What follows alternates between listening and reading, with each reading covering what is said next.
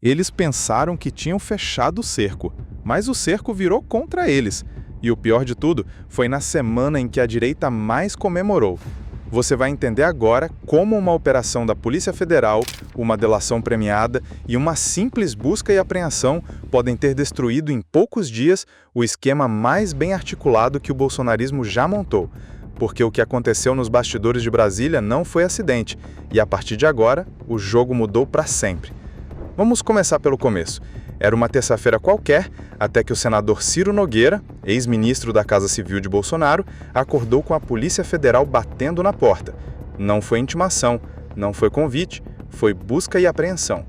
Carros de luxo apreendidos, uma BMW de quase R$1 milhão, motos, celulares, computadores, tudo levado. Enquanto isso, do outro lado, Daniel Vorcaro, dono do Banco Master, já preso, já delator, assinava os anexos de uma colaboração que inclui um ex-presidente inelegível e ainda não preso.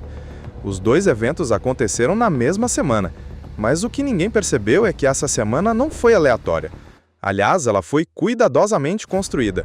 E a chave para entender tudo não está no que a imprensa mostrou, está no que o Senado fez nos dias anteriores. Só que para chegar lá você precisa entender o plano, porque esse plano tinha nome, tinha data e tinha uma lógica. Aqui vai o primeiro detalhe que quase ninguém conectou. Na mesma semana em que a PF bateu na casa de Ciro Nogueira, o Senado fez duas coisas que não aconteciam há décadas. Primeiro, rejeitou Jorge Messias, a indicação de Lula para o Supremo Tribunal Federal. 100 anos. Fazia 100 anos que o Senado não barrava um indicado ao STF. 100 anos. Segundo, derrubou o veto de Lula à lei da dosimetria. Na prática, abriu caminho para condenados pelo 8 de janeiro pedirem redução de pena. Duas votações, duas derrotas do governo, na mesma semana. Coincidência? Bem, isso é o que a direita queria que você acreditasse. Mas existe um detalhe explosivo. O presidente do Senado, Davi Alcolumbre, poucos dias antes, teria procurado Lula pedindo proteção em relação às investigações do Banco Master. Lula respondeu com um não seco. Cada um responde pelo que fez. E foi aí que a situação ficou ainda mais grave. Porque a resposta do grupo que queria proteção foi exatamente essa articulação: barrar Messias, derrubar o veto e enterrar o Banco Master. E por falar em enterrar, cadê a CPI do Banco Master? Por meses a bancada do PL gritou instala, instala, instala, mas na sessão conjunta do Congresso, com quórum completo, com Alcolumbre presidindo, com a maior bancada de deputados e a segunda maior de senadores, silêncio. Ninguém levantou a mão, ninguém exigiu nada. Derrubaram o veto, rejeitaram Messias e foram embora. O combinado era claro: eu te protejo, você me protege. O Banco Master fica embaixo do tapete. Só que todo plano tem um problema. Basta uma peça falhar. E a peça que falhou tem nome: Ciro Nogueira. Ele deu a palavra, disse que votaria a favor de Jorge Messias, disse que mandaria os senadores do partido votarem a favor. O ministro André Mendonça, evangélico, indicado por Bolsonaro, fez campanha ativa por Messias, tinha os votos contados. Mas no dia da sabatina, enquanto Messias ainda respondia perguntas, Alcolumbre se reuniu com Flávio Bolsonaro e Rogério Marinho. E quando a votação chegou, Ciro mandou seus senadores votarem contra.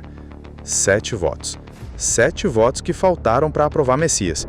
Não foi uma mudança de opinião, foi uma facada calculada, no momento em que o outro lado não podia reagir. E eis que o mundo dá voltas. Quem sentiu aquela traição de forma mais direta foi André Mendonça, o mesmo ministro que Bolsonaro colocou no STF, o mesmo que eles tratavam como aliado.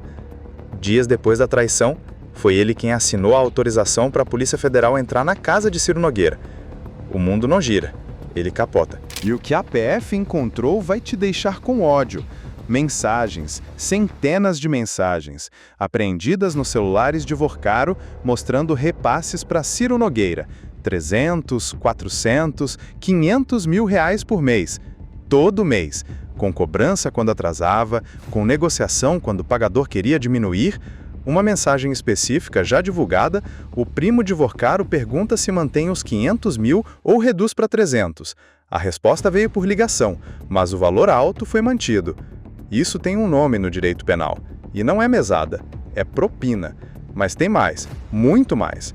Ciro Nogueira não só recebia o dinheiro, Ele usou parte desse dinheiro para comprar uma empresa do próprio Vorcaro, muito abaixo do valor real de mercado. Ou seja, Vorcaro paga a propina, Ciro usa a propina para comprar a empresa de Vorcaro de forma fraudulenta.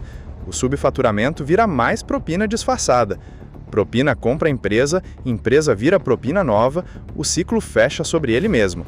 E enquanto esse ciclo girava, o Banco Master crescia, com dinheiro público. Você precisa entender o tamanho disso. O BRB, Banco Público do Distrito Federal, injetou 12 bilhões de reais no Banco Master. 12 bilhões. Um governador bolsonarista do Rio de Janeiro jogou quase 1 bilhão de reais do Estado no mesmo banco. Dinheiro de fundo de pensão, dinheiro de aposentado, dinheiro do trabalhador. Gente que nunca ouviu falar de Banco Master, mas que vai pagar a conta. Porque quando o banco racha, o político não perde, é o aposentado que perde. E agora, com as mensagens na mão da Polícia Federal, com os bens apreendidos, com a delação avançando, aparece uma nota. Flávio Bolsonaro solta um comunicado público. Diz que as denúncias são graves, que André Mendonça agiu certo, que a CPI do Banco Master precisa sair do papel. Só que tem um problema chamado realidade. Existe um dia específico, uma sessão específica, com quórum completo, em que o PL poderia ter instalado a CPI. E não fez. Lindeberg Farias registrou ao vivo. Passaram 4 meses falando em instalar a CPI e agora, caladinhos. Não tinham vergonha? Não tinham, porque o combinado era outro. Mas agora, com Ciro exposto, com mensagens de propina nas mãos da PF, com a delação homologada, Flávio aparece pedindo o que ele mesmo ajudou a enterrar. Os próprios aliados do PP e União Brasil leram a nota como tentativa de desespero. Difícil chamar isso de princípio, é pânico. E é aqui que o negócio fica explosivo, porque a CNN Brasil reportou com clareza, um dos anexos da delação de Vorcaro descreve um ex-presidente inelegível e não preso. Parece vago? Não é.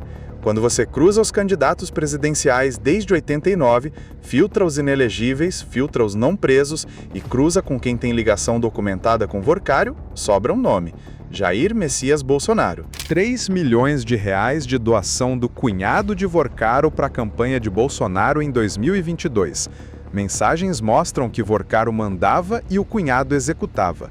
3 milhões. Campos Neto, indicado por Bolsonaro para o Banco Central, permitiu o modelo de captação agressiva que sustentou o esquema. Tarcísio de Freitas recebeu 2 milhões do mesmo grupo e, como governador, ajudou a direcionar recursos públicos para o banco. 10 ex-ministros de Bolsonaro ligados às investigações. 10. O dinheiro de Vorcaro chegou perto de Bolsonaro e os aliados mais próximos dele estão no centro do esquema. Pela primeira vez, o nome de Bolsonaro aparece dentro de uma delação premiada homologada, não como rumor, não como especulação, como parte de um documento jurídico formal com valor legal. Isso tem peso, tem consequência. Então eu te pergunto, o Senado vai manter a prisão de Ciro Nogueira ou vai encontrar um jeito de proteger mais um? A resposta vai definir não só o destino de um político, vai definir se o Brasil ainda consegue separar quem manda de quem obedece à lei. Me responde aqui embaixo e compartilha com quem precisa entender o que está acontecendo de verdade, porque essa história está longe de terminar. Se inscreva no canal para receber atualizações de última hora e deixe seu like nesse vídeo para ajudar a causa do povo. Até a próxima!